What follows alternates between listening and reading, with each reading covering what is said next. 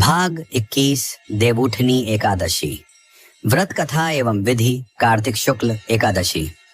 हे प्रिय भक्तजनों, यह कथा उस दिव्य क्षण की है जब ब्रह्मांड का हर अणु एक मीठी ध्वनि में गूंज उठता है, जय श्री हरि, जय श्री हरि। 4 मास की गहरी निद्रा के पश्चात जब भगवान विष्णु क्षीर सागर से जागृत होते हैं तो संपूर्ण सृष्टि में नया जीवन, नई ऊर्जा और नया प्रकाश भर जाता है। ये वही दिन है देवउठनी एकादशी, जिसे प्रबोधिनी एकादशी भी कहा जाता है। इस एकादशी का अर्थ ही है देवों का जागरण और उसके साथ साथ हमारे मन, श्रद्धा और चेतना का भी जागरण। 4 महीनों तक जब भगवान विष्णु योग निद्रा में रहते हैं तब कोई भी मांगलिक कार्य जैसे विवाह, गृह प्रवेश, यज्ञ आदि नहीं किए जाते।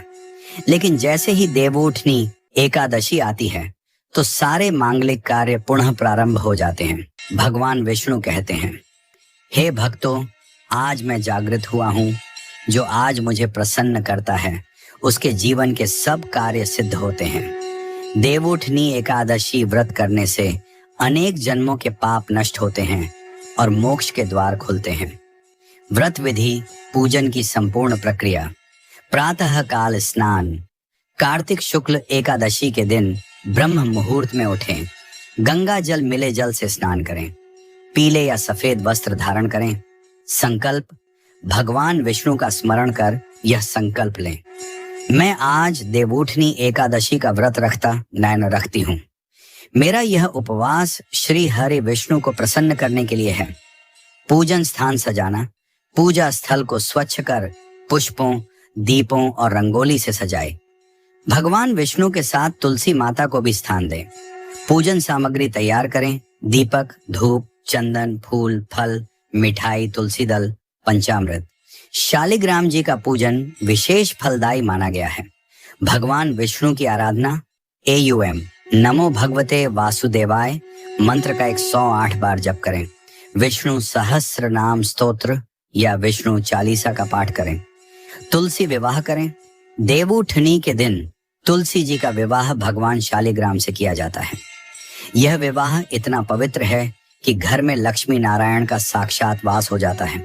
रात्रि जागरण। रात्रि में दीपक जलाकर भजन, कीर्तन और कथा श्रवण करें। यह भगवान के जागरण की रात है। जितनी देर आप भक्ति में जागते हैं उतना ही ईश्वर आपके जीवन में प्रकाश भरते हैं। द्वादशी पारण।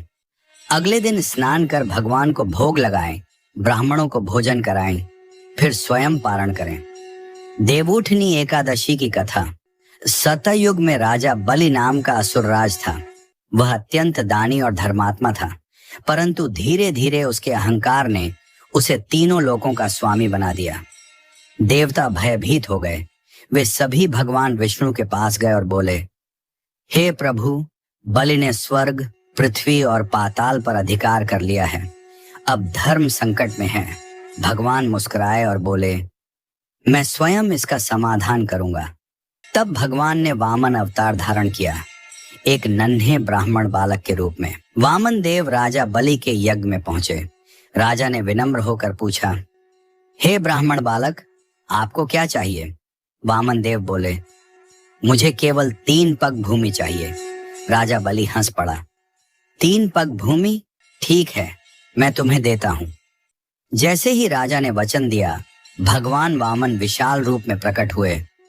पहले पग से पृथ्वी, दूसरे से स्वर्ग मापा। तीसरे पग के लिए जब कुछ शेष नहीं रहा, राजा बलि ने अपना सिर अर्पित कर दिया। भगवान विष्णु प्रसन्न हुए और बोले, हे बलि, तुमने मुझे आत्मसमर्पण कर दिया है।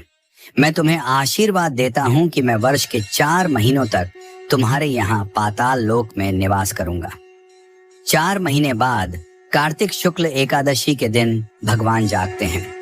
यह वही पावन क्षण है जब देवउठनी एकादशी का प्रारंभ हुआ। देवउठनी का अर्थ केवल देवताओं का उठना नहीं, बल्कि हमारे भीतर सोई हुई चेतना का उठना है। यह वह दिन है जब आत्मा भगवान से कहती है, प्रभु, अब मैं भी जाग गई हूँ, अब मैं आपके मार्ग पर चलूंगी। इस दिन यदि कोई व्यक्ति अपने भीतर भक्ति का दीप जलाता है तो भगवान विष्णु स्वयं उसके हृदय में निवास करते हैं। देव उठनी व्रत का फल। इस व्रत से पूर्व जन्मों के पाप नष्ट होते हैं। विवाह, संतान और समृद्धि के योग बनते हैं। जीवन में सौभाग्य और शांति आती है। यह व्रत 100 यज्ञों के समान पुण्यदायक है। मृत्यु के बाद मोक्ष की प्राप्ति होती है।